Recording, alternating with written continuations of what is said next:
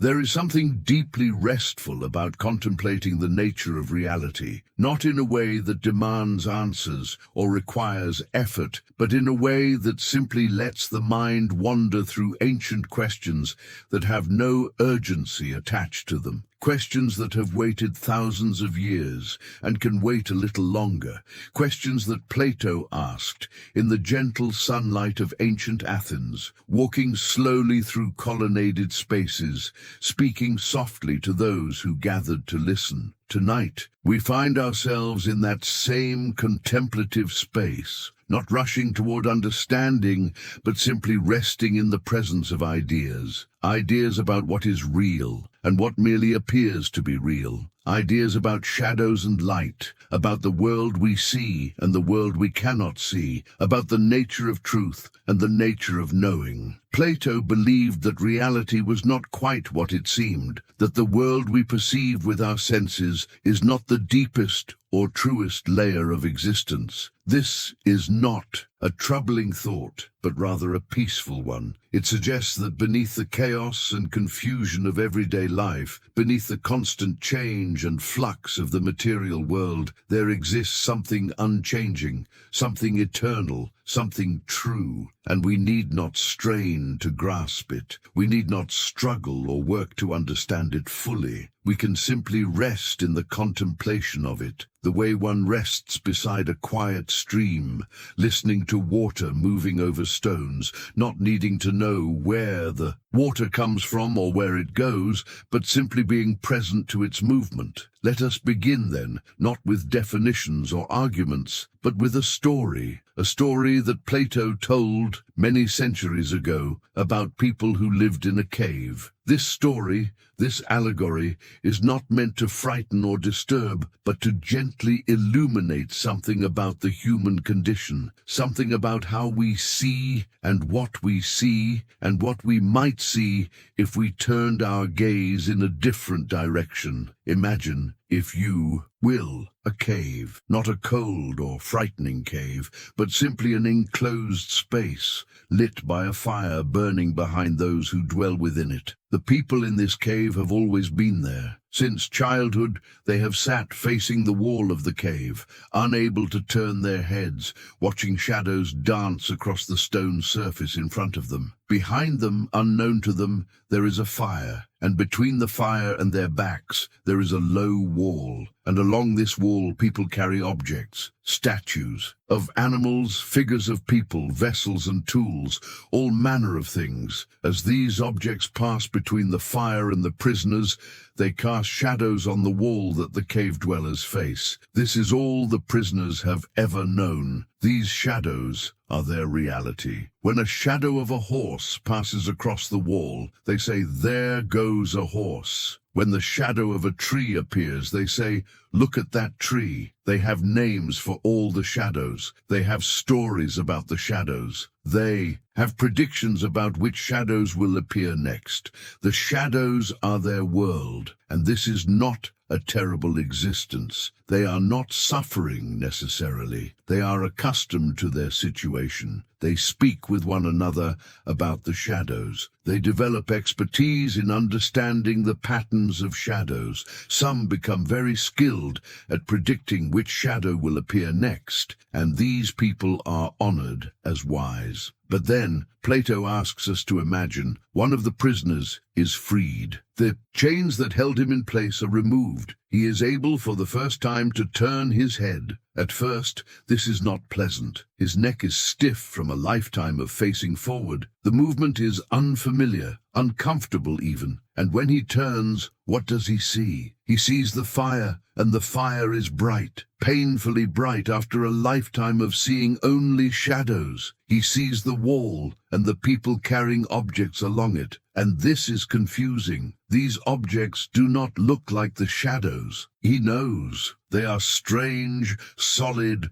three-dimensional. They hurt his eyes. Someone tells him, "These are the real things. What you were watching before were only shadows of these things." But he does not believe it, or rather he cannot quite comprehend it. The shadows were more real to him, more familiar, more comfortable. These objects by the fire seem less real because they are less familiar. But then, suppose he is led further, led up a steep and rough passageway out of the cave, entirely into the world above, into the sunlight.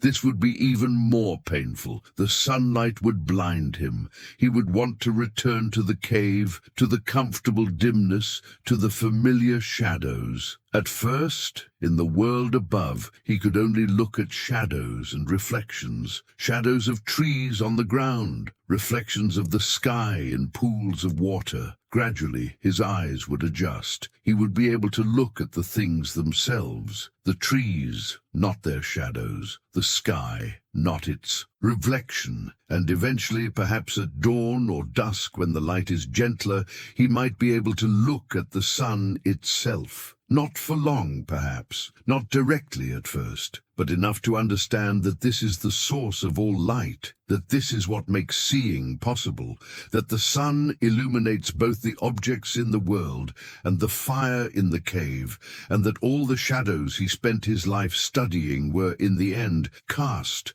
by this single source of light. This is Plato's allegory of the cave, and we can rest with it for a moment.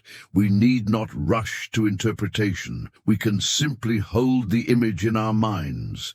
The cave, the fire, the shadows, the journey upward, the sunlight, the return of vision. These images are gentle. They ask nothing of us, except that we receive them. Plato tells us that the prisoners in the cave are like most of humanity. We live in a world of appearances, of shadows, of things that seem real but are not quite real. We take these appearances to be reality itself. We become experts in the patterns of appearances. We build our lives around them. And the journey out of the cave is the journey of philosophy, the journey toward truth, toward understanding, toward seeing things as they really are. It is not an easy journey. It involves discomfort, confusion, the pain of adjusting to new light. But it is a journey towards something more real, more true, more permanent than the shadows we are accustomed to. But here, in this quiet space, we are not concerned with whether we should take this journey. We are not being urged or commanded. We are simply noticing that the journey exists, that Plato described it, that he believed there were layers to reality, and that what we ordinarily perceive is not the deepest layer. And there is something deeply restful about this idea, because it means that the chaos we see, the constant change and flux and confusion of the world, is not all there is. Beneath it, or above it, or beyond it, the spatial metaphors do not quite work. There is something stable, something that does not change, something eternal. Plato called these eternal things the forms, or sometimes the ideas. Not ideas in the sense we usually mean, thoughts in someone's mind, but ideas with a capital I, eternal, unchanging, perfect patterns or templates of which the things we see in the world are merely copies or imitations or shadows. Consider a circle. You have seen many circles in your life, wheels, plates, coins, the rim of a cup. But have you ever seen a perfect circle? If you look closely enough at any physical circle, you will find imperfections, slight variations, deviations from true circularity. And yet, you know what a circle is. You can recognize circles. You can distinguish circles from squares. You understand circularity. Where does this understanding come from? Not from the imperfect circles you have seen, Plato would say. You understand circularity because you have some connection to the form of the circle, the eternal, perfect, unchanging circle that exists not in the physical world, but in the realm of forms. Every circle you see in the world is an imperfect copy of this perfect form. And when you recognize something as a circle, you are recognizing its resemblance to, its participation in, the form of the circle. This is true not only of geometric shapes, but of everything. there is a form of the horse, and every horse you see in the world is an imperfect copy of this form. There is a form of beauty, and every beautiful thing you encounter participates in this form, embodies it partially, reflects it imperfectly. And most importantly, there is a form of the good, the highest form, the one that illuminates all the others, the way the sun illuminates the visible world. The form of the good is what makes all other forms knowable, what gives them their reality, their truth, their existence. We need not struggle to grasp what this form of the good is. Plato himself said it was difficult to understand, difficult to speak about. He could only point toward it through metaphors and analogies. The sun in the allegory of the cave represents the form of the good. It is the source of all light, all understanding, all truth. And just as the sun makes physical seeing possible, the form of the good makes intellectual understanding possible. It is what allows us to know truth, to recognize beauty, to understand justice. It is the ultimate source of all that is real and all that is good. But again, we rest here. We do not need to fully comprehend this. We simply let the idea wash over us, the idea that there is something beyond the physical world, something eternal, unchanging, perfect, something that gives meaning and reality to everything we experience. Plato believed that the physical world we inhabit is constantly changing. Everything in it is subject to generation and decay, to coming into being and passing away. The tree grows, flourishes and dies. The mountain erodes. The river changes its course.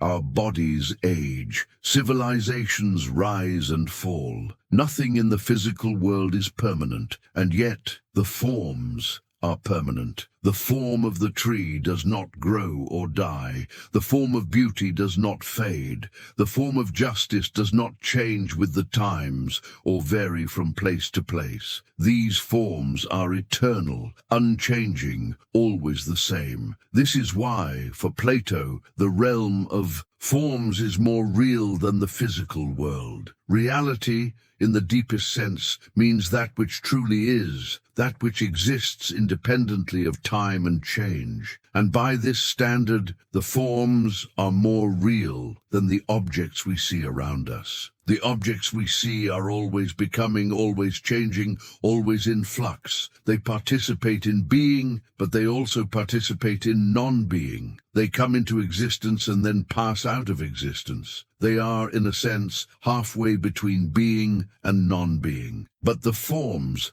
simply are. They do not become, they do not change, they do not pass away. They exist in an eternal present, outside of time, unchanging forever. And so, when Plato asks about the nature of reality, he is not asking about the nature of this changing physical world. He is asking about the nature of the eternal, unchanging realm that underlies and gives structure to this world. The physical world for Plato is like a reflection of the real world, or like a shadow of it. It has a kind of reality, but it is derivative, dependent, secondary. The true reality is the realm of forms, and the philosopher, according to Plato, is someone who turns away from the mere appearances of the physical world and directs their attention toward the forms. Someone who seeks to know not just what appears to be, but what truly is. Someone who climbs out of the cave,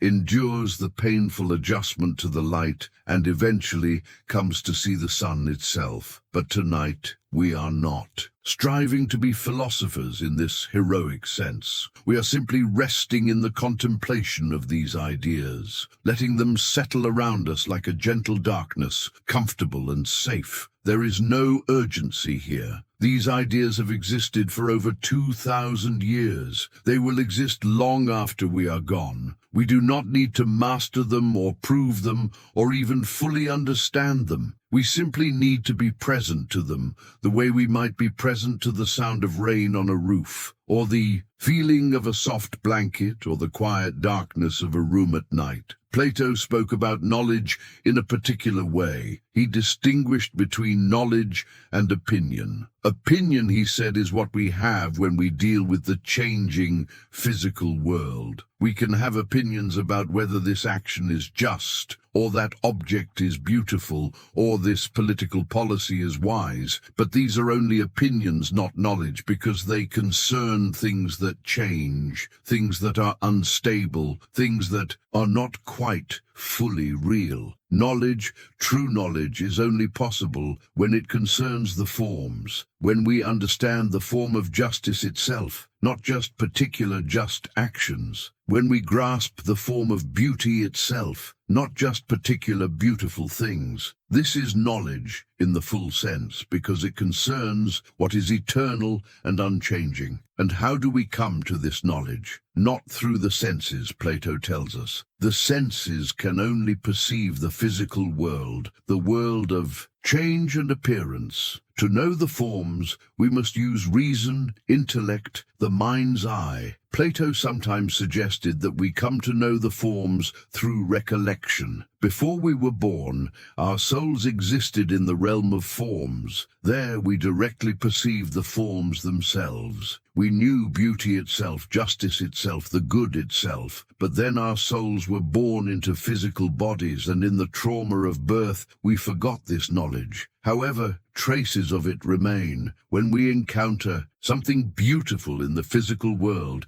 it reminds us, dimly, imperfectly, of the form of beauty we once knew. This is why beautiful things move us, why they seem to point beyond themselves. They are awakening a memory, faint and far away, of something we once knew directly. And learning in this view is really remembering. The teacher does not put new knowledge into the student's mind. Rather, the teacher helps the student remember what they already knew but had forgotten. Through questioning, through dialogue, through gentle guidance, the teacher helps the student rediscover the knowledge that lies buried within them. This is a peaceful idea. It suggests that we are not empty vessels that need to be filled with information from outside. Rather, we already contain within us the seeds of understanding. We already have some connection to the eternal truths.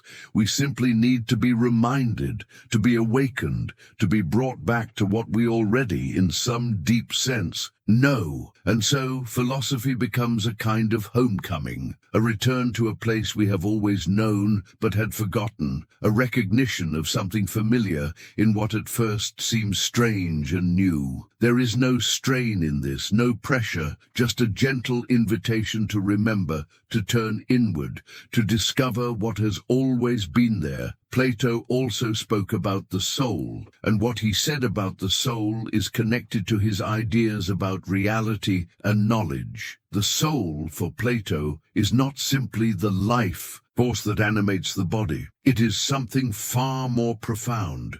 It is the part of us that is capable of knowing the forms, of transcending the physical world, of connecting with eternal truth. The soul, Plato believed, is itself eternal. It existed before our birth, and it will continue to exist after our death. It is not subject to the same laws of generation and decay that govern physical things. It belongs, in a sense, to the realm of forms, not to the physical world. This is why the soul can know the forms, like knows like. The soul is eternal and unchanging in its essence, and therefore it can comprehend what is eternal and unchanging. The body, being physical and subject to change, can only perceive the physical and changing world. Plato described the soul as having different parts or aspects. There is the rational part, which is capable of understanding, of grasping truth, of knowing the forms. There is the spirited part, which is the source of emotion, passion,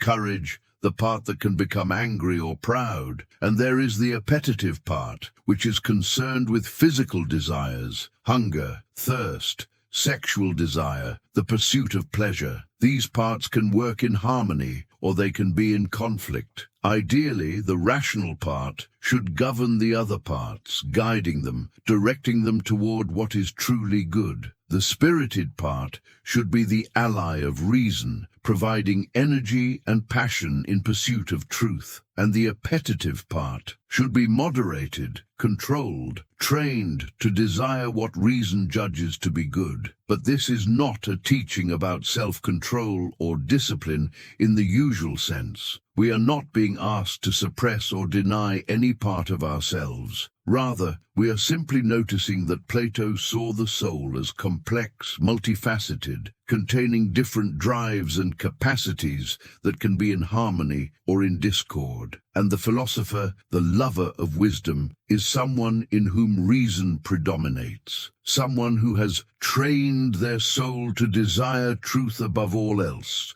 to find satisfaction in understanding rather than in physical pleasure, to be moved by the beauty of eternal forms rather than by fleeting material goods. But even this is not a moral demand or a commandment. It is simply an observation about different ways of living, different orientations of the soul. Some people are oriented primarily toward physical pleasures. Some are oriented toward honor, reputation, victory. Some are oriented toward truth and understanding. These are different types of souls, different ways of being in the world, and there is no need for us to judge ourselves or to strive anxiously to be one type or another. We are simply observing, with Plato as our guide, the landscape of human possibility, the different ways a soul can be oriented, the different objects it can pursue, the different forms of satisfaction it can seek. The philosopher's soul is attracted to the forms, the way a moth is, attracted to light, not through effort or discipline, but through a natural affinity, a deep-seated love. The philosopher loves wisdom, loves truth, loves beauty in its eternal form, and this love draws them upward, out of the cave, toward the light. But again, this is simply an observation, not a demand. We rest in the recognition that this is how Plato saw things, and there is something peaceful in this recognition, something that requires nothing of us except to receive it, to hold it gently in our awareness. Let us think now about the divided line. This is another image Plato used to help us understand the structure of reality and the different types of knowing that correspond to different levels of reality. Imagine a line divided into two unequal parts.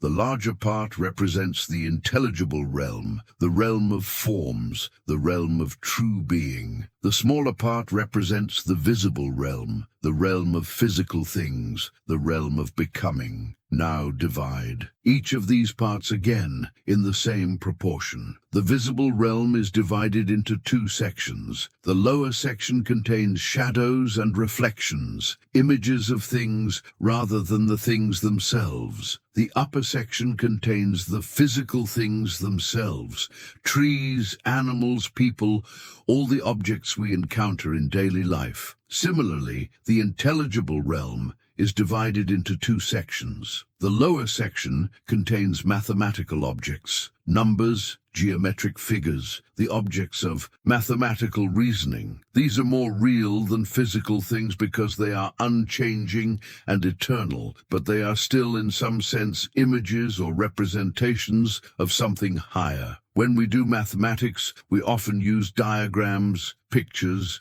symbols. These point toward mathematical truths, but they are not themselves the ultimate truths. The upper section of the intelligible realm contains the forms themselves, pure, eternal, perfect. This is the highest level of reality, the most fully real, and at the very top, illuminating all the other forms, is the form of the good. Each section of the divided line corresponds to a different type of knowing. The lowest section, containing shadows and reflections, corresponds to imagination or conjecture, the weakest form of apprehension. We see a shadow and we imagine what might be casting it. we see a reflection and we conjecture about the object it reflects. The second section, containing physical objects, corresponds to belief or conviction. We see a tree and we believe it is there. We encounter a person and we form opinions about them. This is a more reliable form of knowing than mere imagination, but it is still not true knowledge because it concerns things that change and are not fully real. The third section, containing mathematical objects, corresponds to reasoning or understanding. When we prove a mathematical theorem, when we grasp a mathematical truth, we are engaging in a form of thinking that is more rigorous and more certain than mere belief. We are not just accepting appearances, but following chains of logical reasoning. And the highest section, containing the forms, corresponds to knowledge or insight in the fullest sense. This is direct apprehension of eternal truth, not reasoning from premises to conclusions, but seeing the truth directly, the way we might see the sun itself rather than its reflections or shadows. This fourfold division gives us a map of reality and a map of the soul's journey toward truth. We begin in the realm of shadows and reflections, of imagination and conjecture. This is where most people spend most of their lives, lost in images, in media, in fantasies, in second-hand accounts of reality. Then we move to the realm of physical objects, of beliefs and opinions about the world around us. This is a step up, but still not knowledge. We are still dealing with things that change, things that are not quite fully real. Next, if we turn toward philosophy, toward mathematics, toward rigorous thinking, we enter the realm of understanding. We begin to grasp truths that are universal and necessary, not just matters of opinion. We begin to see that reality has a logical structure, that there are necessary truths that cannot be otherwise. And finally, if we continue the ascent, we may catch glimpses of the forms themselves. We may experience moments of insight where we see beauty itself, or justice itself, or truth itself, not as abstract concepts, but as living realities, more real than anything we have encountered before. But this ascent is not something we force or rush. It happens in its own time, at its own pace. We cannot make ourselves see the forms through sheer effort any more than we can make ourselves fall asleep through straining. Both require a kind of surrender, a letting go, an opening. And so we rest here on the divided line, not trying to climb it, not anxious about which section we currently occupy, but simply appreciating the structure Plato has revealed to us, appreciating that reality has layers, depths, that there is more to see than what first meets the eye. There is a question that sometimes arises when we think about Plato's forms. If the forms are eternal and unchanging, and if the physical world is just a pale copy or shadow of the forms, then why does the physical world exist at all? Why is there this realm of change and imperfection if the realm of forms is perfect and complete? Plato tells us in one of his dialogues a story about the creation of the world. It is a myth, he says explicitly, not a literal account, but a likely story that helps us understand the nature of things. In this story, there is a divine craftsman, a demiurge, who looks upon the forms and wishes to make a physical copy of them. The demiurge is good and wants to make something as good as possible, but the demiurge is working with material that is, by nature, resistant to form, resistant to order. This material, sometimes called the receptacle or space, is not quite nothing, but it is not quite something either. It is pure possibility, pure potential, without any definite character of its own. The demiurge imposes form on this formless material, shaping it according to the eternal patterns of the forms. The demiurge creates the physical world as a moving image of eternity. The world is beautiful, ordered, structured because it reflects the forms, but it is imperfect because the material it is made of resists perfect order. It is constantly changing because time itself is part of the physical world, a moving image of the timeless eternity in which the forms exist. This story, this myth, is not meant to be taken literally. Plato is not claiming that there really is a divine craftsman who physically made the world. Rather, he is using the story to express something about the relationship between the eternal forms and the changing physical world. The physical world has value and beauty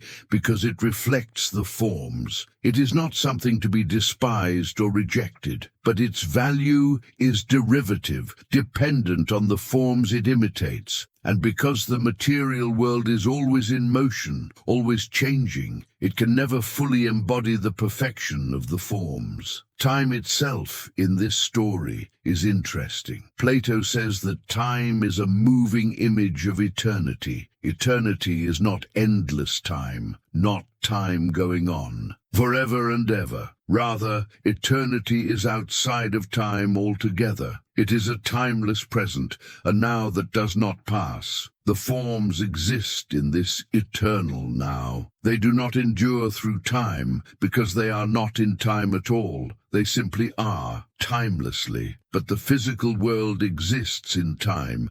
Things come into being, persist for a while, and pass away. This constant flux, this endless becoming, is the physical world's attempt to imitate the changeless being of the forms. But it is like a circle trying to copy a still point. It can only approximate it through motion, through constant revolution. And so time is born, Plato says, when the demiurge creates the heavenly bodies and sets them in motion. The regular motions of the sun, moon, and stars create the measures of time. Days, months, years. These regular cycles are the world's way of imitating eternity, of trying to be stable and permanent, despite being caught in flux. There is something almost tender in this image. The world striving to be like the forms, to be stable and eternal, but able to achieve only a moving imitation, a constant change that circles around stability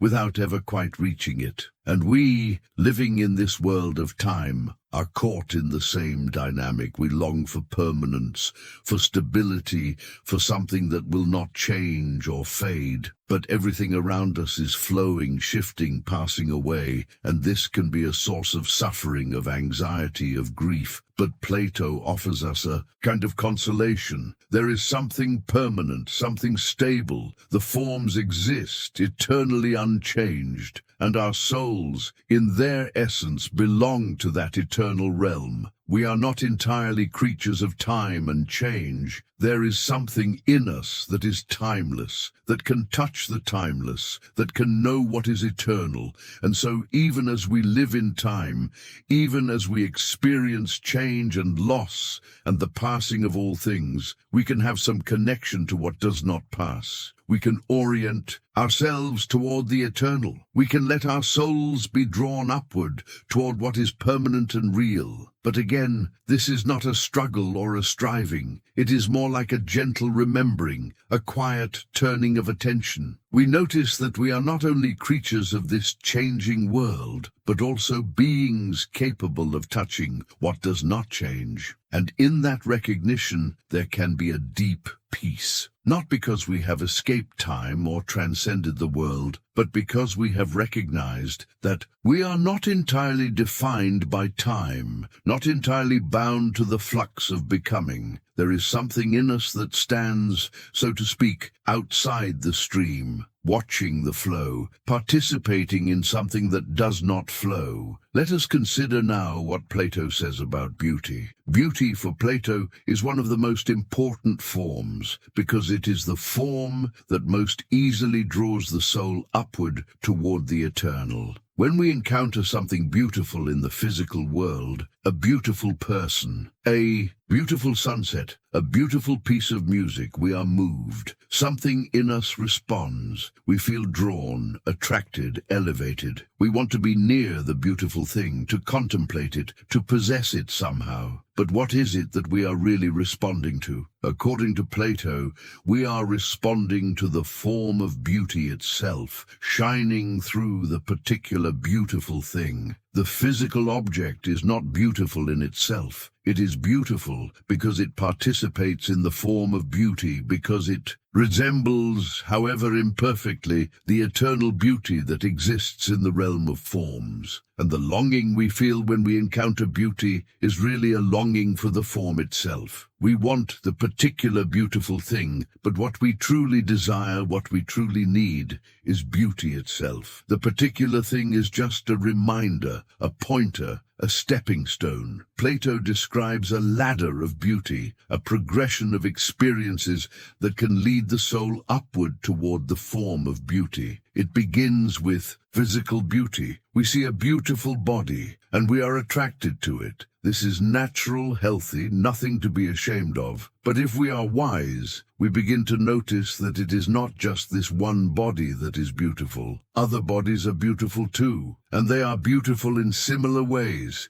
We begin to perceive a pattern, a common quality that all beautiful bodies share. We are beginning to see beyond the particular toward the universal. Then we may notice that beauty is not only in bodies, but in souls. A beautiful soul, one that is wise, good, just, has a beauty that surpasses physical beauty. And this begins to shift our attention from the physical realm to something deeper, something less dependent on appearance. Next, we might recognize beauty in laws, customs, practices, ways of organizing society. A just law has a beauty to it, a rightness, an elegance. We are moving further from the merely physical toward abstract patterns and structures. Then we may find beauty in knowledge itself, in understanding. Mathematical truths have a beauty. Philosophical insights have a beauty. The beauty of a well-formed argument, a coherent system of thought, a profound realization. This is more stable, more lasting than the beauty of a physical body. And finally, at the top of the ladder, we may catch a glimpse of beauty itself. Not beauty in anything, not beauty of any particular thing, but beauty in itself, by itself, with itself, eternal, unchanging, perfect. This is the form of beauty, and to perceive it, even for a moment, is the highest happiness, the deepest satisfaction the soul can experience. Once someone has seen beauty itself, Plato says, they will never again be satisfied with merely beautiful things. The particular beautiful objects in the world will still have value, but they will be seen for what they are, imperfect reflections of something far more glorious. This does not mean the philosopher becomes cold or detached from the world. Rather, they see the world more truly. They see it as a realm of images pointing towards something real. And this makes the world more beautiful, not less, because every beautiful thing becomes a reminder, a hint, a trace of the divine beauty that exists eternally. And the same is true of all the forms. When we catch sight of justice itself, particular just actions become more meaningful, not less, because we see them as participations in eternal justice. When we glimpse goodness itself, particular good things become more valuable because we see them as reflections of the ultimate good. This is the philosopher's vision, according to Plato, not a rejection of the world, but a seeing through the world to what is eternal, a recognition that the world is a kind of icon, a kind of window, through which we can glimpse something that does not fade or change. And we can rest in this vision. We do not need to achieve it fully. We do not need to climb the ladder completely. We can simply appreciate that it exists, that this is how Plato saw things, that there is this possibility of seeing the world as transparent to the eternal. There is a question that occupied Plato greatly, and that was the question of how we should live. Ethics, the study of right action and the good life, was not separate from metaphysics, ethics, the study of reality, for Plato. The two were intimately connected. If reality is as Plato describes it, if the forms are real and the physical world is a realm of imperfect copies, then this has direct implications for how we should live. We should, Plato argues, orient our lives toward what is real, toward the forms, toward the eternal, and the highest form, the one that illuminates all the others, is the form of the good. To know the good is to know how to live, not in the sense of having a rule book or a set of commandments, but in the sense of having a vision that guides all our choices. When we see the good itself, we naturally want to bring our lives into harmony with it. We naturally want to act justly, to be wise, to be temperate, to be courageous, not because we are following rules, but because we see that this is how things truly are. This is what reality is like. This is the nature of the good. Plato believed that no one does wrong willingly. If someone acts unjustly or foolishly, it is because they are confused about what is good. They think that some pleasure or some material gain or some temporary satisfaction is good, when in fact it is not truly good. If they could see the good itself, they would naturally act differently. This is a remarkable claim, and it might seem naively optimistic, but Plato was not naively optimistic about human nature. He recognized that most people never come to see the good clearly. Most people spend their whole lives in the cave, watching shadows, convinced that the shadows are reality. But the point is that if someone does see the good clearly, if someone comes to understand what is truly good, they will naturally act in accordance with that understanding. Knowledge and virtue are, in this view, the same thing. To truly know the good is to do the good. This is why education is so important for Plato. The aim of education is not to stuff information into people's heads, but to turn the soul around, to redirect its attention from the shadows to the light, from appearances to reality, from what seems good to what is truly good. And this turning around is difficult. It requires effort, patience, time. The person who has lived their whole life in the cave does not want to turn around. The light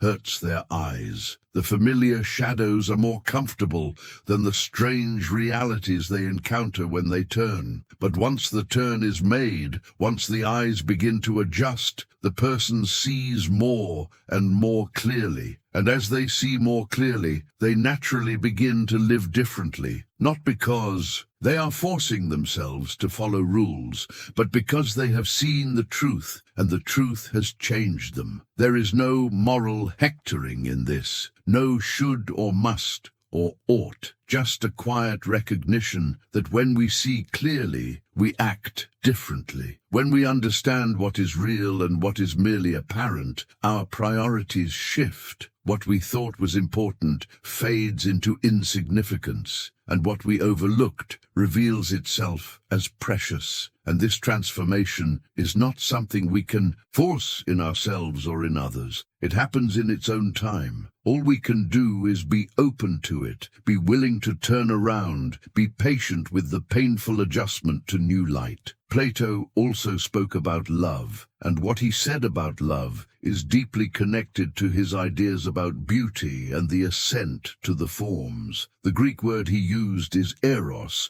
which is passionate love, desire, longing. Not just sexual desire, though that is included, but any intense attraction or yearning. Eros, according to Plato, is fundamentally a desire for the good, for the beautiful, for what we lack but need for our happiness and completion. When we feel eros for another person, we are really feeling a longing for the good that we perceive in them or through them. And eros is also what drives the philosophical quest. The philosopher is literally a lover of wisdom, someone who desires wisdom the way a lover desires the beloved. This desire is passionate, intense, all-consuming. It is not a cold, intellectual exercise, but a matter of the heart as much as the mind. Eros begins with physical attraction, with the desire for beautiful bodies. But if it is guided wisely, Eros can be transformed, elevated,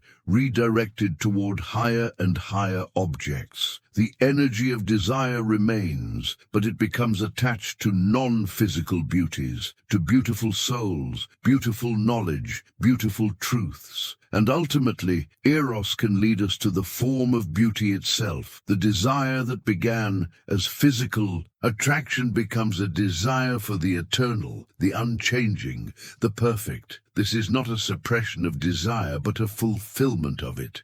Desire finds its true object, the object it was always really seeking, even when it was attached to physical things. Plato tells a myth about love, a story that Socrates reports having heard from a wise woman named Diotima. In this myth, Eros, love personified, is the son of resource and poverty. He is neither fully divine nor fully mortal. He is always striving, always seeking, never satisfied, because he comes from poverty. But he is also resourceful, clever, persistent, because he comes from resource. Eros is always reaching for what he does not have. He loves wisdom but does not possess it, and so he is a philosopher, a lover of wisdom. He desires beauty but is not himself beautiful, and so he is always seeking beauty, always longing for it. This is the human condition, according to Plato. We are creatures of longing, of incompleteness, of desire. We are not gods, complete and self-sufficient, but we are not merely animals either,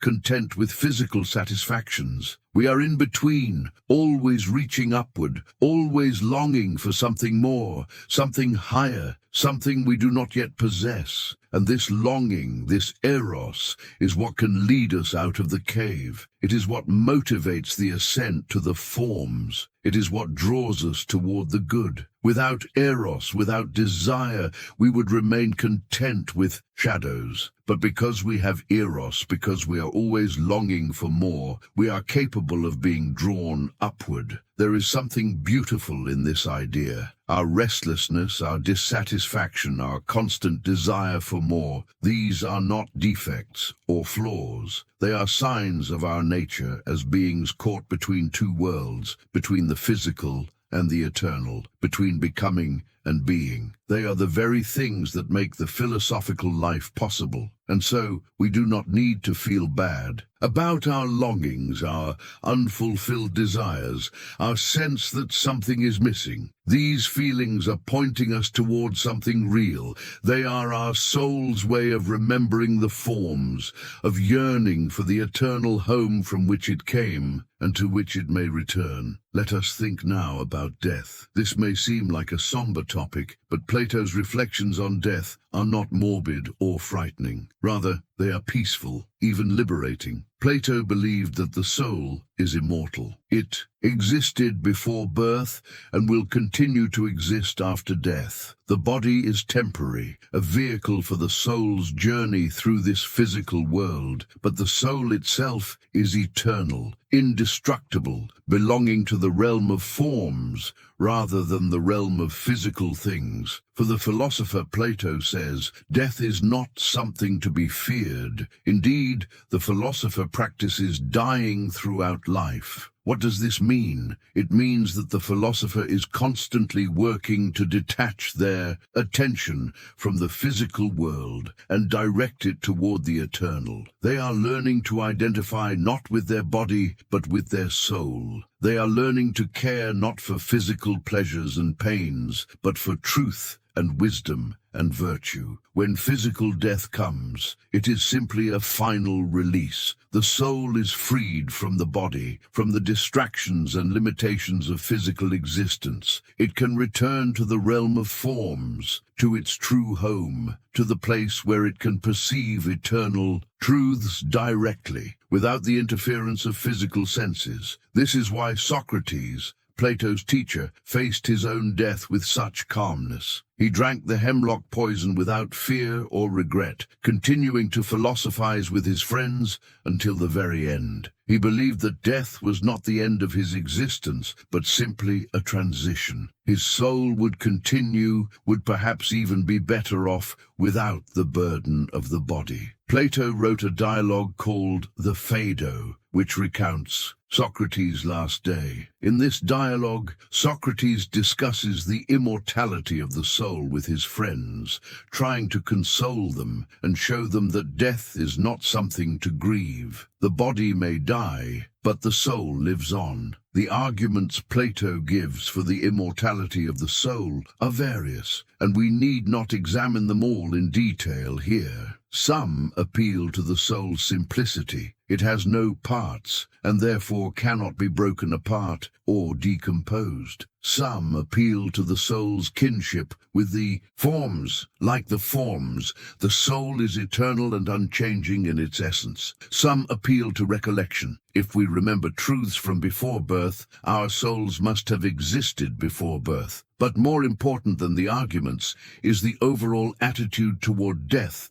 that Plato recommends. Death is a separation of soul and body. For someone who has spent their life attached to physical pleasures and physical things, this separation may be unwelcome, even frightening. But for someone who has spent their life cultivating their soul, seeking wisdom, contemplating eternal truths, the separation is a release, a homecoming. And even for those of us who are not philosophers in Plato's sense, there can be something comforting in this view. It suggests that we are not merely our bodies, not merely these temporary, fragile physical organisms. There is something in us that is more enduring, more real, more connected to what is eternal. Whether or not we believe in the literal immortality of the soul, we can appreciate the shift in perspective that Plato offers. Instead of identifying entirely with our physical existence,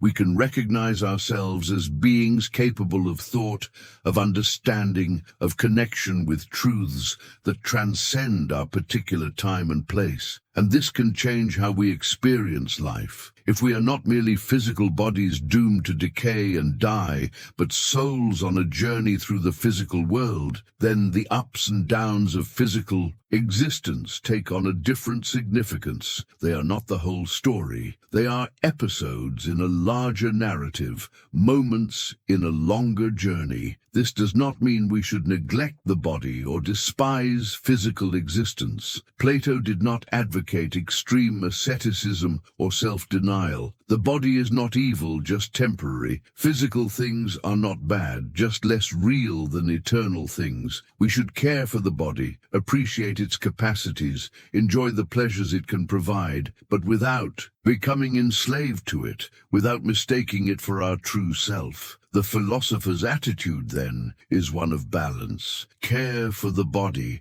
but invest more deeply in the soul. Enjoy physical pleasures, but value wisdom more. Participate in the world, but do not forget that there is something beyond the world, something eternal, something that will remain when all physical things have passed away. And when death comes, whether it comes soon or late, whether it comes suddenly or gradually, it is simply a transition. The soul lays down the body the way we might lay down a worn-out garment. There is no need for fear, no need for desperate clinging to physical existence. The soul continues, perhaps to return to another body, perhaps to dwell in the realm of forms. Either way, it does not end. This is a peaceful thought. not because it promises us eternal life in some heavenly realm, though Plato did believe in the soul's immortality, but more fundamentally because it reminds us that we are more than our physical existence,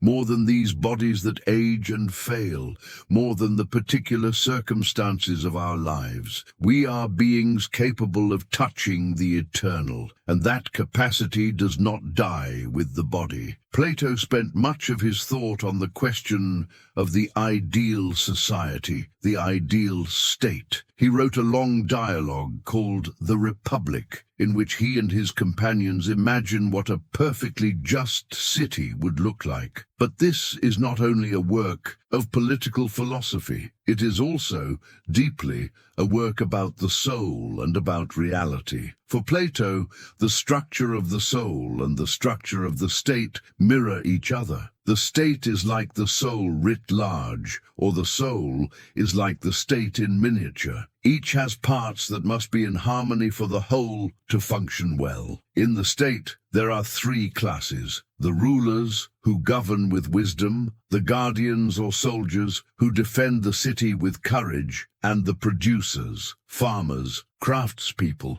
merchants, who provide for the material needs of the city. For the state to be just, each class must perform its proper function, and no class should try to take over the role of another. Similarly, in the soul, there are three parts: the rational part, which should rule with wisdom; the spirited part, which should support reason with courage and emotion; and the appetitive part, which should be moderated and directed toward appropriate desires. Justice in the soul means that each part does its job, and reason guides the whole. The parallel is exact. The just state is one in which wisdom rules, courage supports, and physical needs are met, but not allowed to dominate. The just soul is one in which reason rules, spirit supports, and appetites are satisfied, but not allowed to control. And for Plato, this is not an arbitrary parallel. It reflects the structure of reality itself. Reality is ordered hierarchically, with the good at the top, illuminating everything else. Any well-ordered entity, soul or state,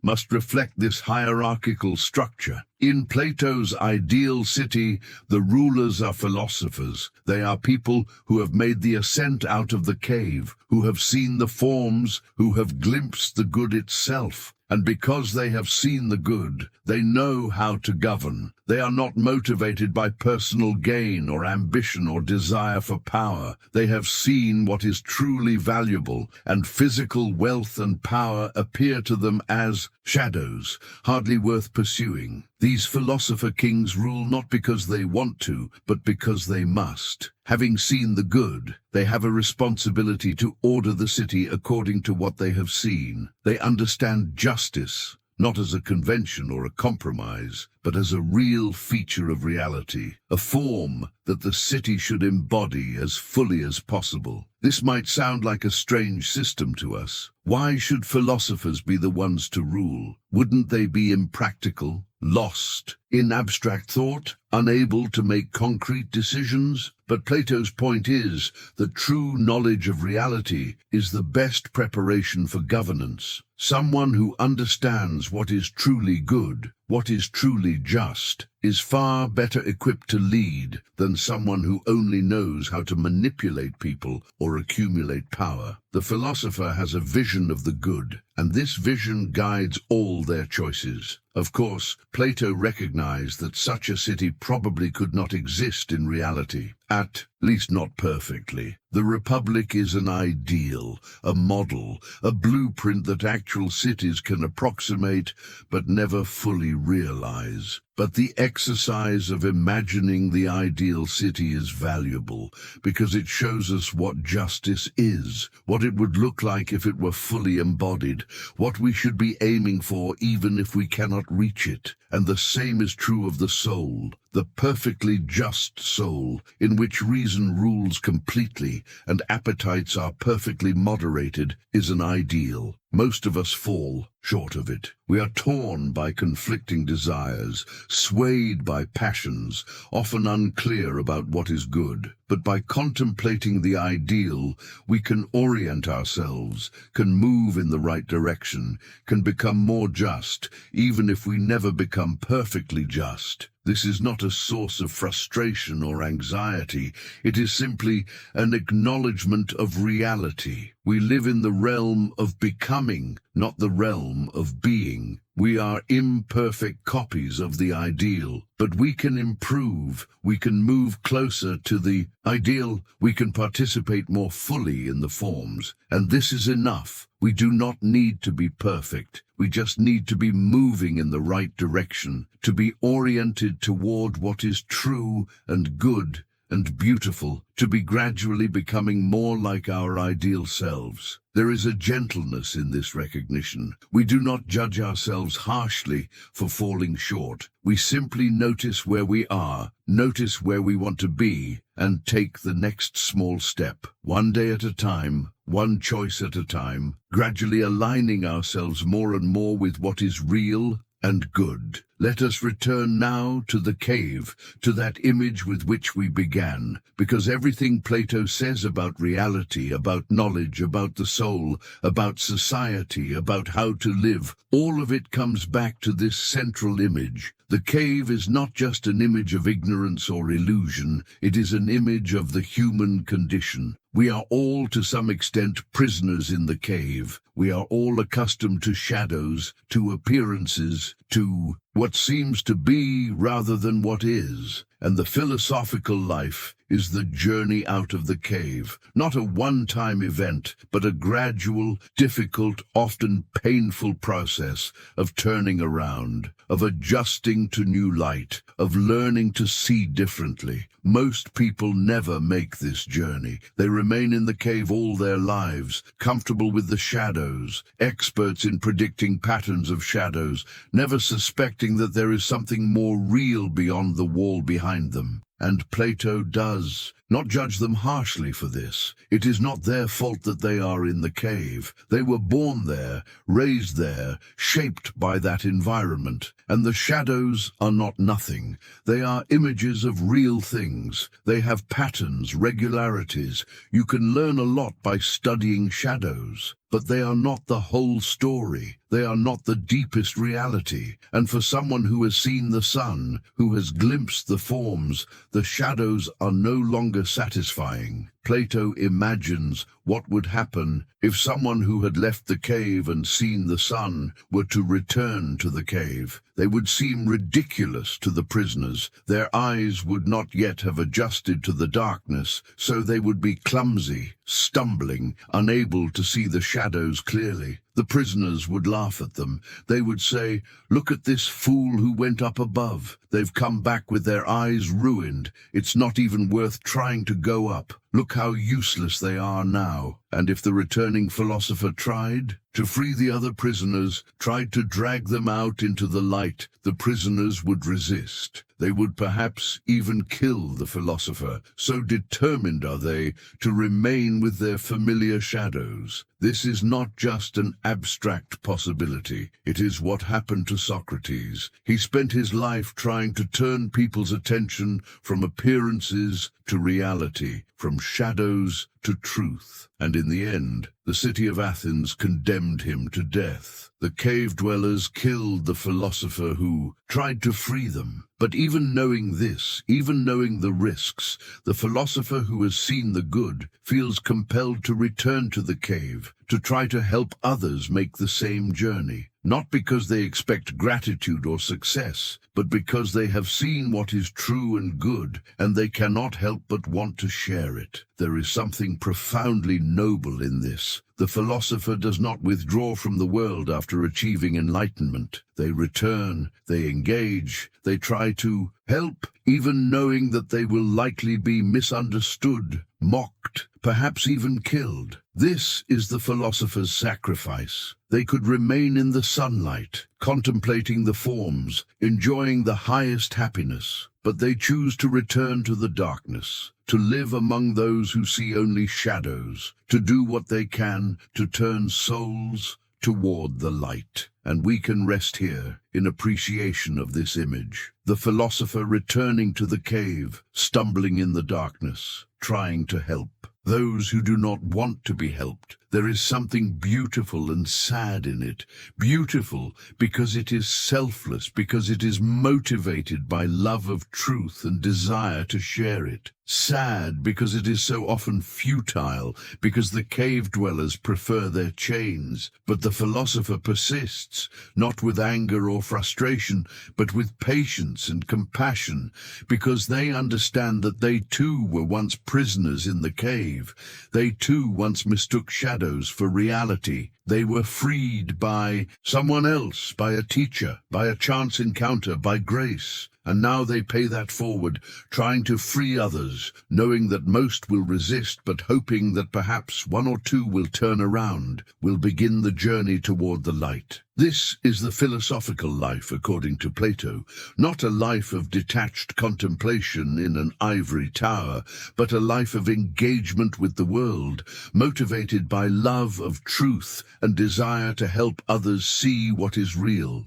And even if we ourselves never fully leave the cave, even if we only turn our heads slightly, catch a glimpse of something beyond the shadows, that is enough. We do not all need to be philosopher kings, contemplating the form of the good. We can simply be people who have noticed that there might be more to reality than what first appears, who have turned our heads slightly, who are curious about what might be behind us, what might be beyond the wall. This slight turn, this small curiosity, is the beginning of philosophy, and it can change everything. Now let us rest here for a while, in this image of the cave, neither rushing to escape it, nor settling comfortably into its darkness, but simply being present to the possibility that there is more to see than what we have been seeing. There is a way in which all of Plato's philosophy can be understood as a response to change. The physical world is constantly changing. Nothing stays the same. Everything flows. Everything is born and dies and is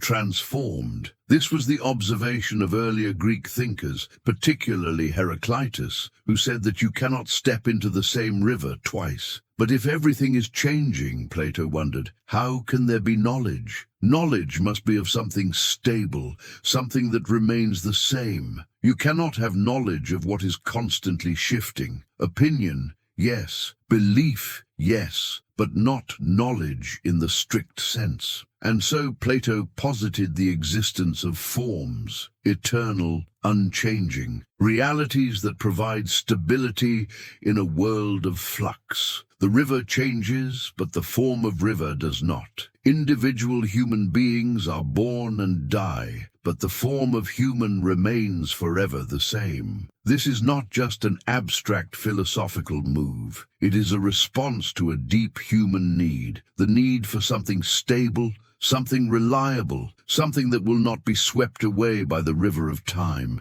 We experience this need in our own lives. We watch people age, relationships change, certainties crumble. Everything we hold on to eventually slips through our fingers, and this can be frightening, disorienting, even devastating. But Plato offers us a way of understanding this experience. Yes, everything in the physical world changes, but there is another realm, more real than the physical, where nothing changes. The truths of mathematics do not age. The form of justice is the same today as it was in Plato's time, as it will be 1,000 years from now. Beauty itself does not fade, even though beautiful things do, and our souls, in their essence, belong to this unchanging realm. We are not merely part of the flux. We are beings capable of grasping what does not change, of knowing what is eternal, of participating in what is permanent. This gives us a kind of anchor. Even as we navigate a world of constant change, we can hold on to something that does not change. Not externally. We cannot stop the flow of time or prevent things from transforming. but internally, in our understanding, in our connection to eternal truths. When we grasp a mathematical truth, it is ours forever. It will not be taken from us by time or change. When we understand something about justice or beauty or goodness, really understand it in its essential nature, that understanding is stable, reliable, unchanging. This is what Plato offers us, a vision of reality in which change is not ultimate, in which the flux of becoming is grounded in the stability of being, in which we are not entirely at the mercy of time, and we can rest in this vision. We can let it settle around us. We can notice how it feels to imagine that there is something stable beneath or beyond the constant change we experience. We can appreciate the peace that comes from recognizing that we are not only creatures of time, but also beings capable of touching the timeless. Plato's student Aristotle would later criticize some aspects of his teacher's philosophy. He would argue that the forms do not need to exist in a separate realm, that they can be understood as existing within physical things, as the essential nature or form that makes a thing what it is. But even Aristotle retained the fundamental insight. There is something stable, something intelligible, something knowable in the midst of change. Things change, but they change in regular, law-governed ways. There are patterns to the change, natures that persist through transformation, and so even those who do not fully accept Plato's theory of forms can appreciate the basic intuition behind it, that reality is not just a chaos of random change, that there is order, structure, pattern, that the mind can grasp this order, and that this graspable order is in some sense more real, more fundamental than the surface flux. This is a deeply comforting thought. It means the universe is not absurd, not random, not meaningless. It has a structure, an order, a logos, a word that means both reason and word, or a pattern. And we, as rational beings,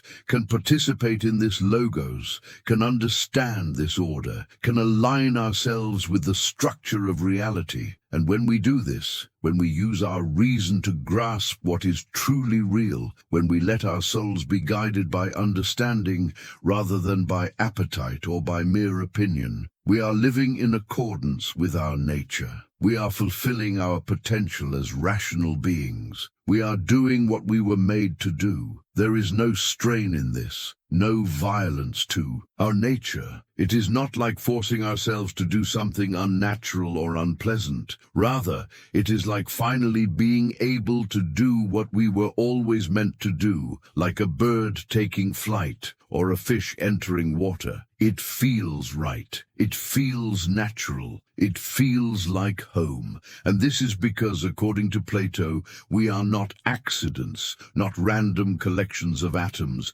not meaningless specks in an indifferent universe. We are souls, bearers of reason, images of the divine order of reality. And when we use our reason to contemplate eternal truths, we are participating in the divine, connecting with the good, actualizing our deepest nature. This is the promise and the invitation of philosophy, not to become something we are not, but to become more fully what we already are, to realize our nature as rational, truth-seeking, beauty-loving beings, to connect with what is eternal and real, to live in alignment with the good. And all of this begins with the simple act of questioning, of wondering, of looking beyond appearances to see what is really there. All of this begins with the turn of the head in the cave, the first glimpse of the fire, the first suspicion that the shadows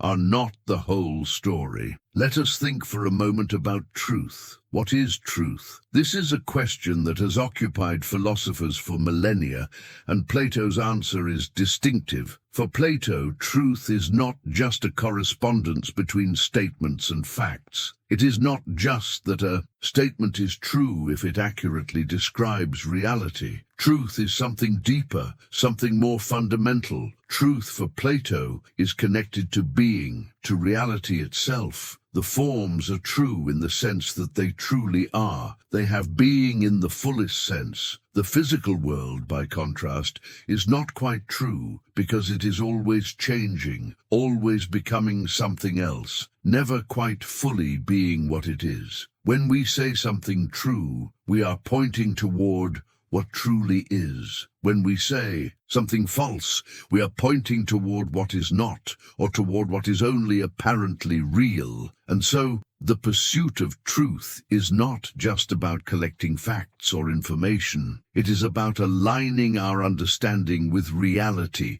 with what truly is, with the forms. This is why truth matters so much for Plato.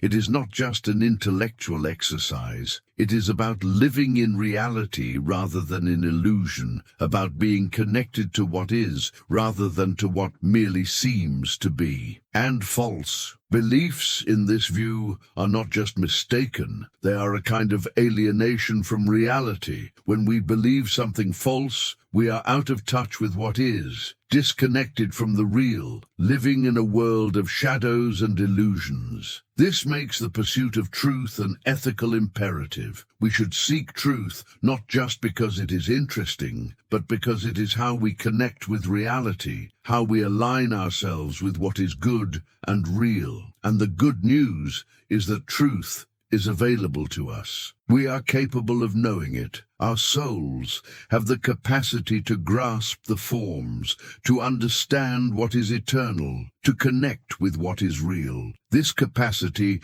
may be obscured by ignorance, by false beliefs, by attachment to physical pleasures, by the distractions of daily life, but it is there, waiting to be awakened, waiting to be exercised, waiting to be developed. And philosophy is the practice of awakening this capacity. Through questioning, through dialogue, through rigorous thinking, through contemplation, we gradually clear away the obstacles and allow our natural capacity for truth to emerge. This is not something that happens overnight. It is a lifelong practice, a gradual process, a slow ascent. But each step brings us closer to reality, closer to truth, closer to the good. And even if we never reach the top of the ascent, even if we never fully grasp the form of the good in this lifetime, the journey itself is valuable. Each step out of the cave, each adjustment to brighter light, each glimpse of something more real, these are intrinsically valuable, worth pursuing for their own sake. We do not philosophize in order to reach some future goal. We philosophize because philosophizing is itself a good, a valuable activity, a way of living that is aligned with our nature as rational beings. And so, there is no need for anxiety about whether we are making progress fast enough, whether we are understanding deeply enough, whether we will ever reach enlightenment. We are simply doing what we are meant to do,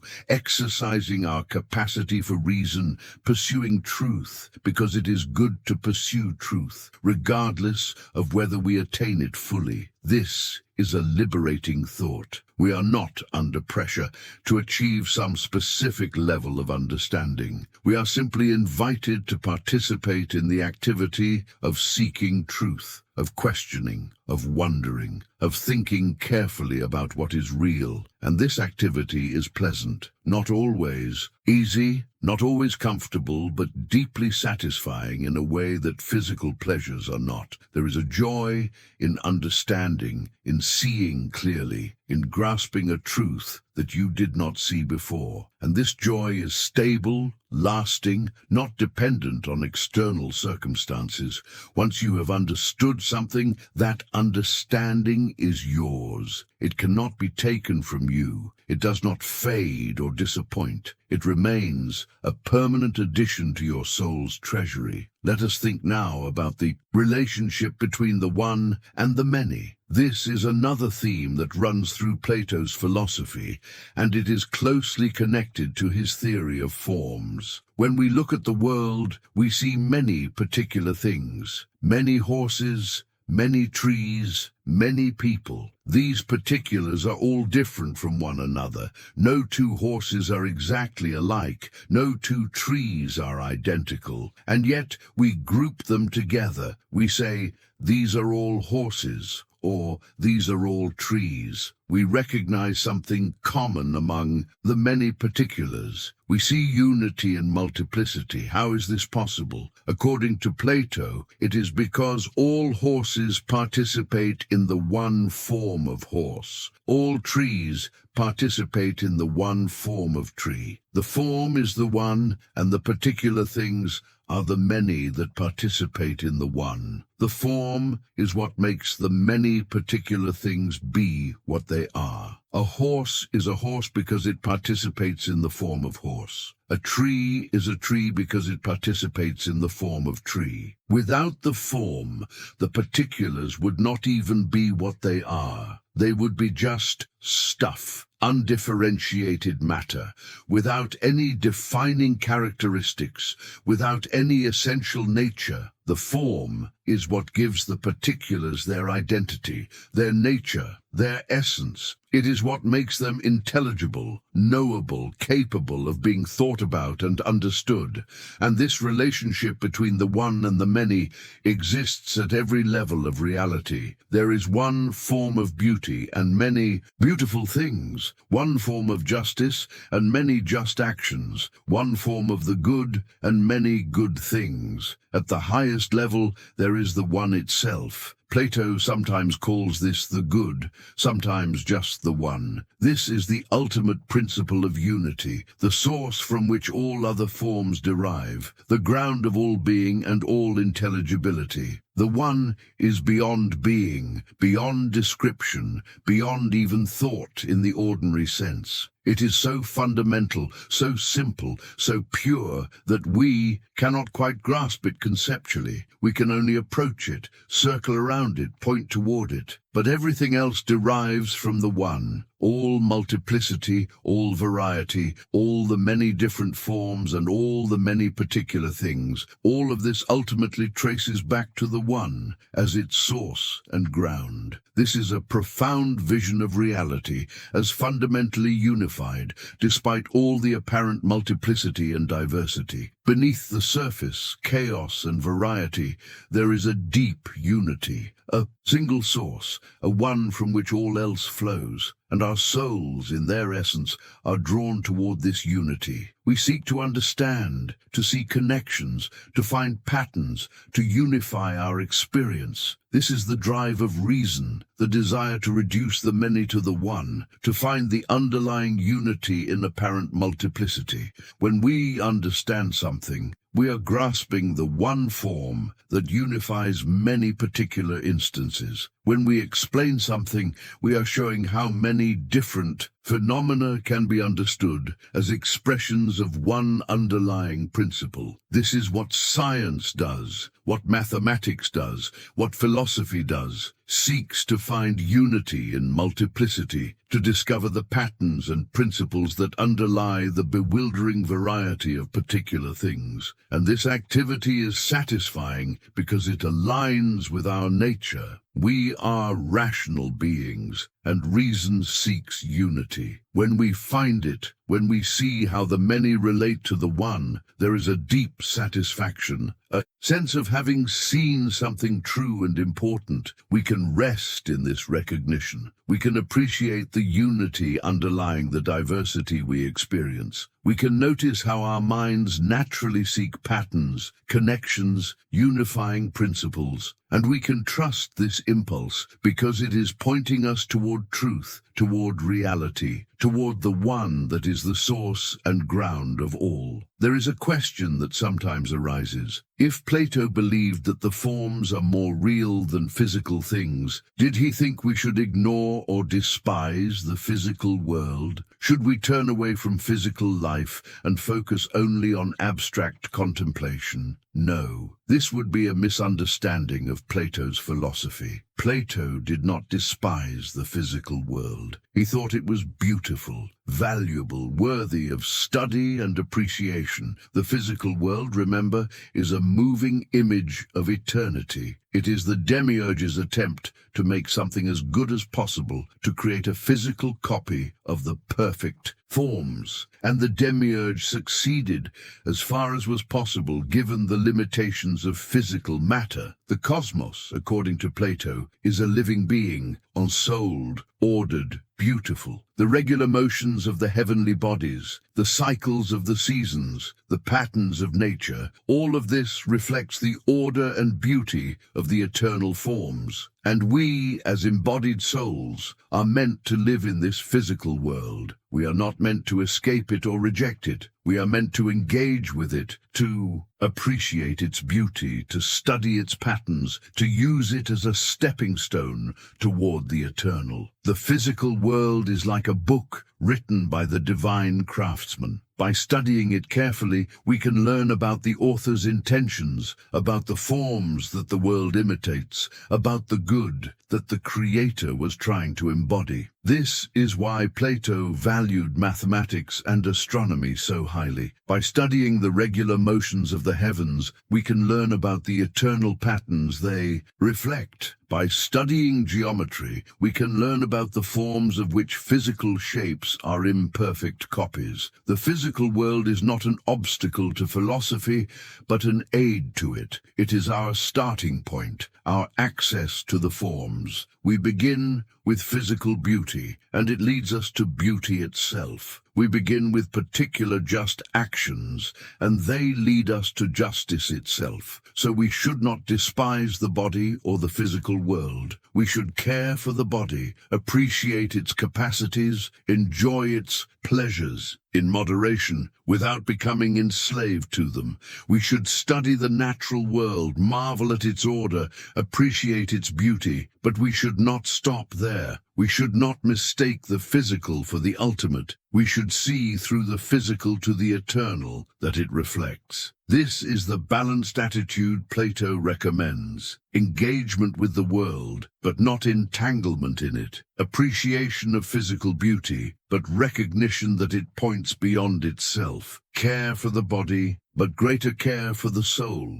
We live in both worlds, the physical and the eternal. Our bodies belong to the first, our souls to the second. And our task is to harmonize these two aspects of our being, to live in the physical world while staying connected to the eternal, to care for our bodies while prioritizing our souls. This is not always easy. It requires constant attention, constant adjustment, constant remembering. We forget. We get caught up in physical concerns. We lose sight of the eternal, but then we remember again. We turn our attention back. We reconnect with what is real. And this back and forth, this oscillation between the physical and the eternal, is the rhythm of human life. We cannot remain constantly focused on the eternal while we inhabit physical bodies. We have to attend to physical needs, engage with the physical world, but we can do so without losing our connection to the eternal, without forgetting that there is more to reality than what we can see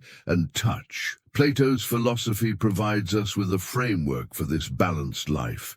It reminds us that the physical is not all there is, while also honoring the physical as a reflection of something higher. It calls us to care for our souls while not neglecting our bodies. It invites us to seek eternal truth while living in the temporal world. And there is something deeply human in this tension, this dual citizenship in two worlds. We are not pure spirits, but we are not merely physical either. We are embodied souls, living at the intersection of time and eternity, capable of experiencing both the changing and the unchanging. And this, perhaps, is the deepest truth about human existence that Plato reveals. We are beings who belong to both worlds, and our task is not to choose one and reject the other, but to learn to live in both, to honor both, to find the connection between them. let us return once more to the forms and think about how we might experience them in our own lives, because the forms are not just abstract philosophical entities. They are, according to Plato, the most real things that exist. And if they are real, we should be able to encounter them, to experience them, to be affected by them. When have you experienced the form of beauty? Perhaps when you encountered something so beautiful that it took your breath away, that stopped you in your tracks, that seemed to radiate a beauty beyond its physical attributes. A piece of music, a landscape, a face, a gesture, something that seemed to embody beauty itself, that was beautiful not just in a superficial way, but in a deep, almost transcendent way. That experience, Plato would say, was an encounter with the form of beauty. The particular thing, the piece of music, the landscape, was participating in the form, and you were able to perceive that participation. You were able to see through the particular to the universal, to glimpse beauty itself, shining through the beautiful thing. Or think about a moment when you grasped a truth so clearly that it felt like a revelation, perhaps a mathematical proof, or a philosophical insight, or a sudden understanding of why something is the way it is. In that moment, you were not just learning a fact. You were connecting with truth itself, with reality as it truly is, with the eternal structure of things. These moments of insight, of recognition, of revelation, these are encounters with the forms. They are moments when the veil between the changing world and the eternal realm becomes thin, when we can see through one to the other, when we touch what is real. And these moments change us. They are not forgotten. Even if the particular details fade, the essential experience remains. We have seen something, understood something, grasped something real, and we are different because of it. Plato believed that all learning is really recollection. When we learn something, we are not acquiring something entirely new. We are remembering something we always knew, something our soul perceived before birth in the realm of forms. This might sound strange, but think about it this way. When you understand a mathematical proof, does it feel like you are learning something entirely new,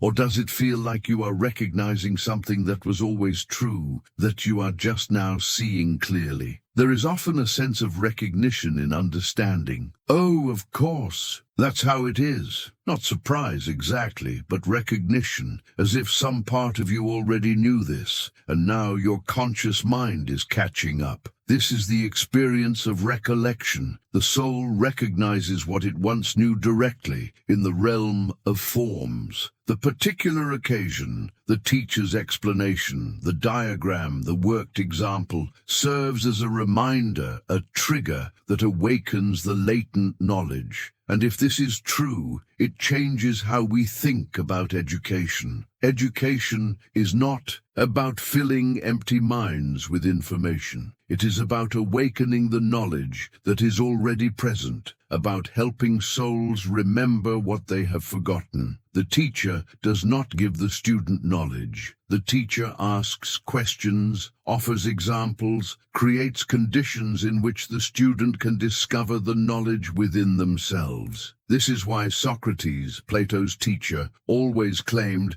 that he knew nothing and was just asking questions. He was not being falsely modest. He genuinely believed that his role was not to teach, but to help others remember, to serve as a midwife, helping give birth to knowledge that was already present in the soul. And we can take this approach in our own learning. We are not empty vessels waiting to be filled. We are souls that already know, at some level, the truths we are seeking to understand. Learning is a process of awakening, of remembering, of recognizing. When we encounter difficulty in learning, it is not because we are stupid or incapable. It is because we have not yet remembered, not yet made the connection, not yet awakened to what we already know. And this requires patience, gentleness, time. You cannot force recollection. You can only create conditions for it. Be open to it, wait for it. This is why we should not be harsh with ourselves when we do not understand understand something immediately. We are not failing to learn. We are simply not yet remembering. And remembering takes time, takes patience, takes the right trigger or occasion, so we can be gentle with ourselves. We can trust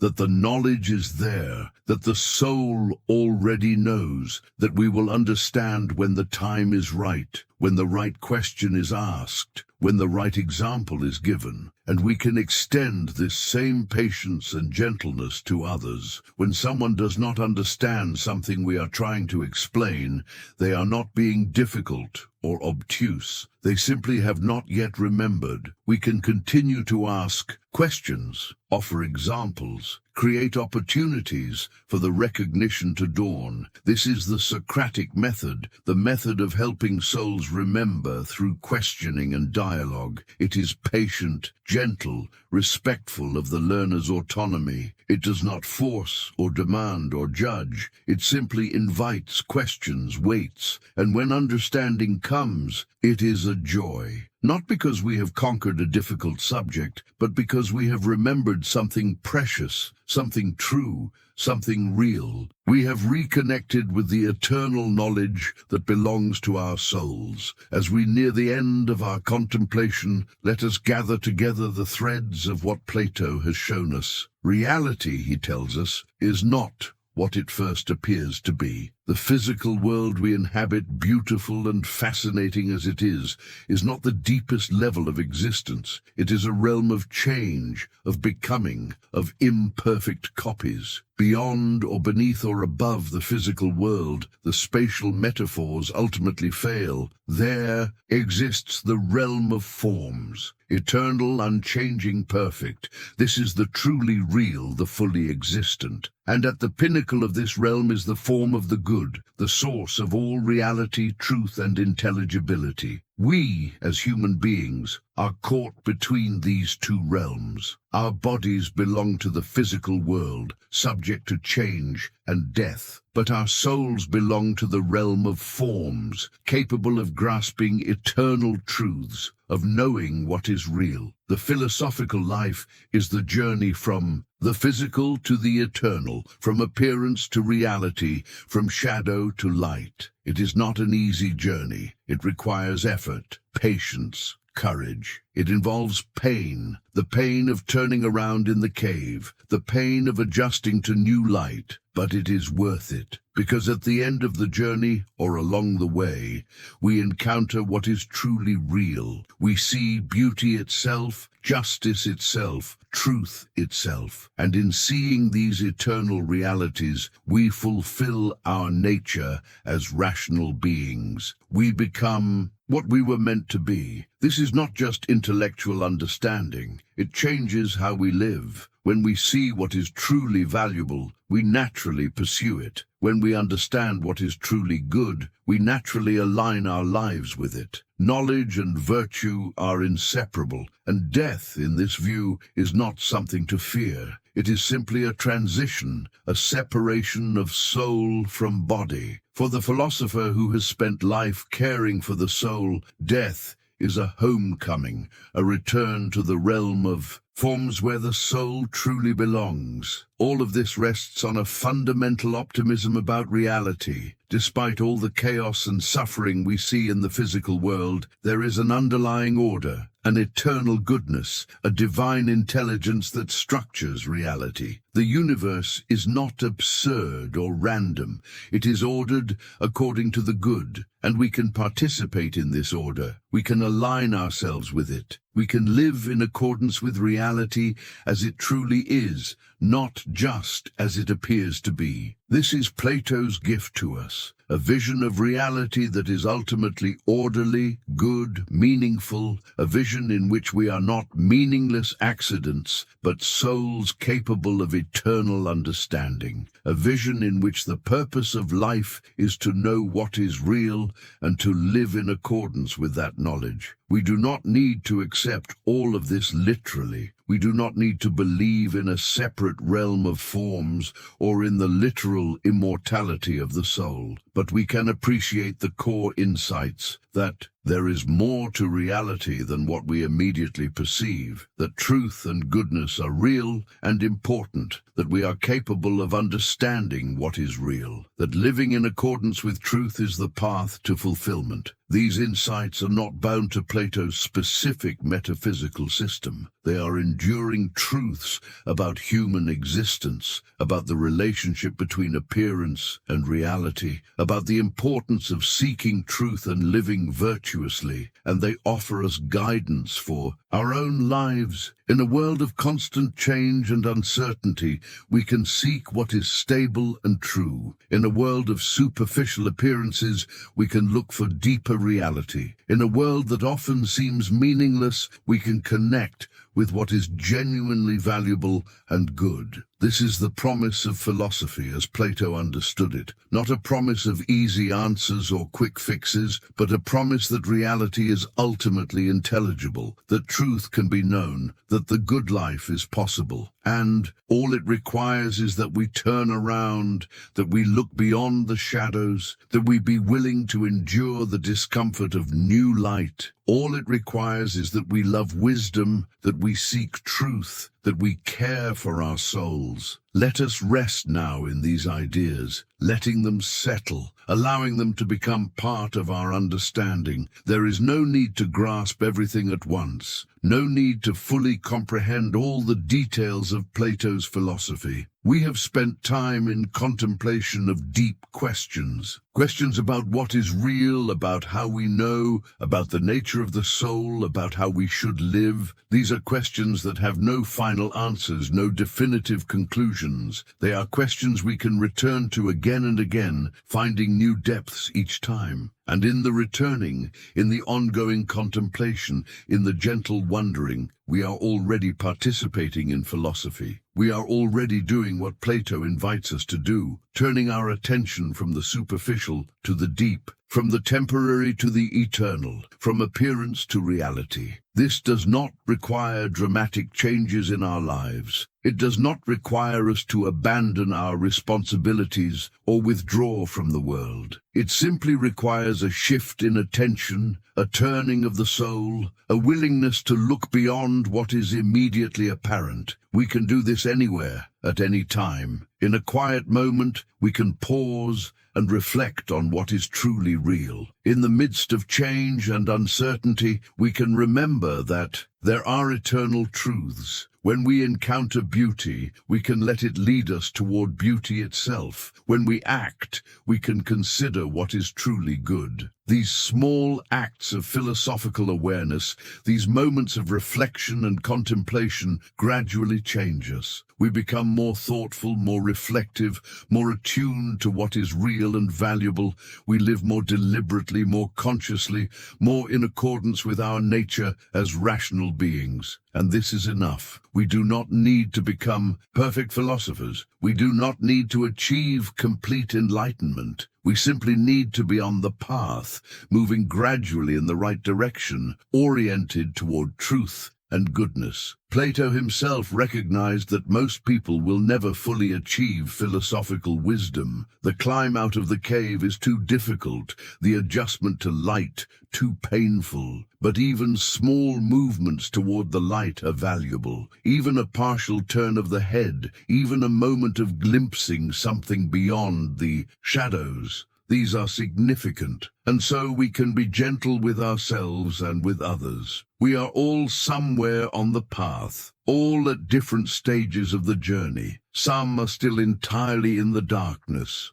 comfortable with shadows. Some have turned their heads and are feeling the first discomfort of new awareness. Some are climbing upward, struggling with the rough path. Some have caught glimpses of true light. Wherever we are, that is okay. The journey is long, and there is no rush. What Matters is not how far we have come, but that we are moving, that we are open to learning, that we have not closed ourselves off to the possibility of seeing more truly. Plato's cave allegory ends with the philosopher returning to the cave to help free the other prisoners. This is the mark of true wisdom, not keeping it to oneself, but sharing it, trying to help others even at great personal cost. But we do not need to be fully enlightened to help others. We can share what we have understood, even if our understanding is partial. We can point toward the light, even if we have not fully seen it ourselves. We can encourage others to turn their heads, to question appearances, to seek what is real. This sharing, this gentle encouragement, this patient questioning, this is philosophy in action, not as an abstract academic discipline, but as a way of being with others, of conversing, of living together in a community of seekers. Plato founded the Academy, a school that lasted for nearly 1,000 years. In this school, people gathered to study, to discuss, to seek wisdom together. They did not have final answers. They had questions, methods, a shared commitment to pursuing truth. We can create our own academies, formal or informal, spaces where questions are welcome, where thinking is valued, where truth is sought. These spaces can be physical or virtual, structured or spontaneous. What matters is the spirit, a shared recognition that truth is important, that understanding is valuable, that the pursuit of wisdom is worthwhile. And in these spaces, we support one another on the journey. We ask questions that help others think more clearly. We offer examples that help others understand. We share insights that help others see. We listen carefully when others speak, treating their thoughts with respect and attention. This is the communal aspect of philosophy that Plato valued so highly. Philosophy is not a solitary pursuit. It happens in conversation, in dialogue, in the back and forth of question and answer. Even when we think alone, we are in a sense conversing with ourselves, asking and answering, considering and responding. The internal dialogue of thought mirrors the external dialogue of conversation, and both are valuable. We need solitary contemplation, time alone to think, to reflect, to turn inward, and we need conversation with others, to be challenged, to be helped to see what we are missing, to benefit from other perspectives. Plato's dialogues are models of this philosophical conversation. They show us Socrates engaging with various people, asking questions, proposing ideas, listening to responses, modifying his thinking based on what he hears. These conversations are not confrontational or competitive. They are collaborative, joint efforts to understand something difficult. Even when Socrates is critical of someone's ideas, he is gentle, respectful, always trying to help the person see more clearly rather than simply proving them wrong. This is the tone of genuine philosophical dialogue, curious, humble, patient, respectful, not knowing all the answers, but committed to seeking them, not trying to win arguments, but trying to understand truth. We can cultivate this tone in our own conversations. We can ask genuine questions, listening carefully to the answers. We can share our thoughts tentatively as offerings rather than pronouncements. We can be willing to change our minds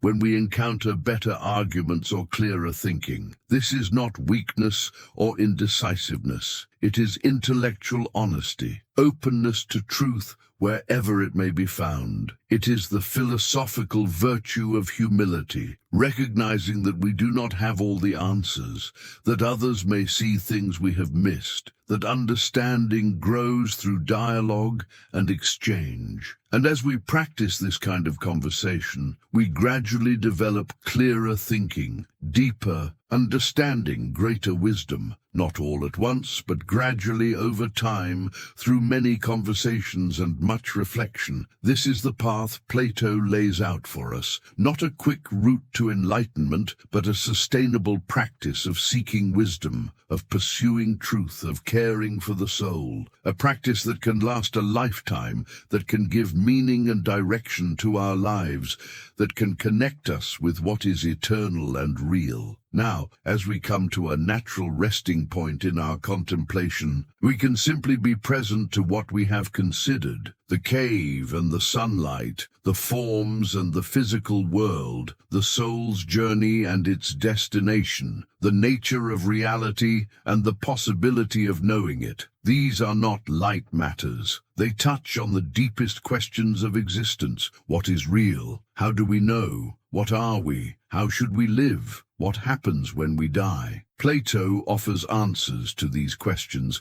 but his answers generate new questions. The theory of forms solves some problems, but creates others. The immortality of the soul provides comfort, but raises difficulties. The divided line clarifies, but also complicates. This is as it should be. Philosophy is not about arriving at final answers that settle all questions. It is about engaging with questions more deeply, more rigorously, more honestly. It is about thinking carefully about what matters most.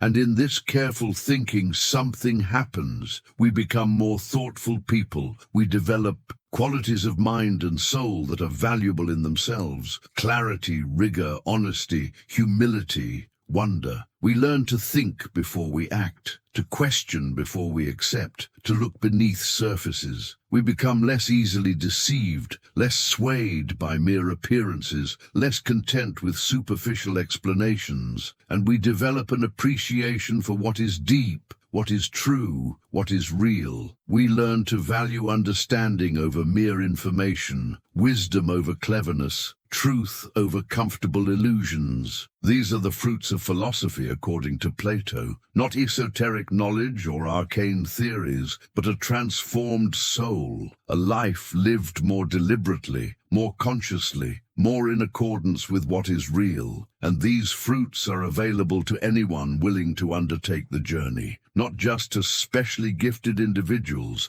not just to professional philosophers, but to anyone who loves wisdom, who seeks truth, who cares about living well. The journey begins with simple questions. What is real? How do I know? What matters? These questions, asked honestly and pursued patiently, can lead us gradually out of the cave toward the light. We do not need to make the journey alone. We have guides, Plato and the other philosophers who have thought deeply about these questions. We have companions, others who are also seeking, also questioning, also climbing. And we have our own souls, with their natural capacity for reason, their innate attraction to truth, their deep connection to the eternal forms. We can trust this capacity, follow this attraction, honor this connection. This is not easy. The path is rough, the light is painful, the truth is often difficult to accept, but it is worthwhile, because at the end,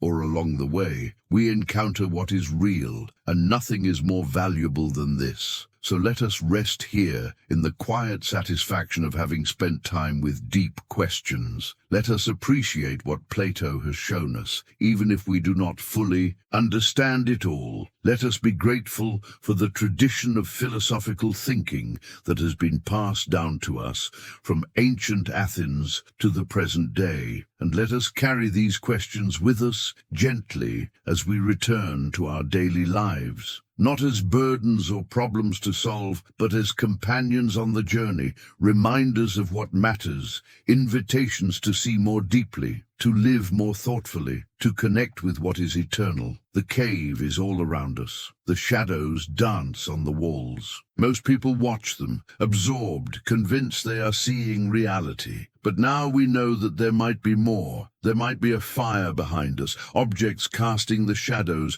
an opening in the cave, sunlight beyond. We might turn our heads. We might begin the climb. We might see something more real than shadows. And even if we do not make the full journey in this lifetime, even if we only catch brief glimpses of greater light, we will have honored our nature as rational beings, as lovers of wisdom, as souls capable of knowing what is eternal. This is enough. This is everything. This is what Plato invites us to, a life of seeking, of questioning, of gradually moving toward the light. And in this seeking, this questioning, this gradual movement, we find not just truth but peace. The peace that comes from aligning ourselves with reality, from living in accordance with what is truly good, from connecting with what does not change or fade. This peace is not dependent on external circumstances. It does not come from having achieved all our goals or solved all our problems. It comes from having oriented ourselves rightly, from having set our course toward what truly matters. And this orientation, this direction, is something we can maintain regardless of what happens to us in the physical world. Whatever changes occur, whatever losses we experience, whatever difficulties we face, we can remain oriented toward the eternal, connected to what is real. This is the deep stability that Plato's philosophy offers. Not immunity from change or suffering. We live in the physical world and cannot escape its flux, but a connection to something that does not change, something that remains stable even as everything else shifts. And with this connection, we can face whatever comes with equanimity, not because we are unfeeling or detached, but because we know that the most important things, truth, goodness, beauty, the forms themselves, cannot be taken from us by any change in external circumstances. The soul that has seen the good remains oriented toward it, remains connected to it, regardless of what happens to the body or the physical circumstances of life. This is the philosopher's freedom, the philosopher's peace. And we can taste this peace, this freedom, even now. Even as we rest here contemplating these ancient ideas, we can notice a certain stillness, a certain clarity, a certain sense of being connected to something larger than our immediate concerns. This is the gift of philosophy, not escape from the world, but a way of being in the world that is free,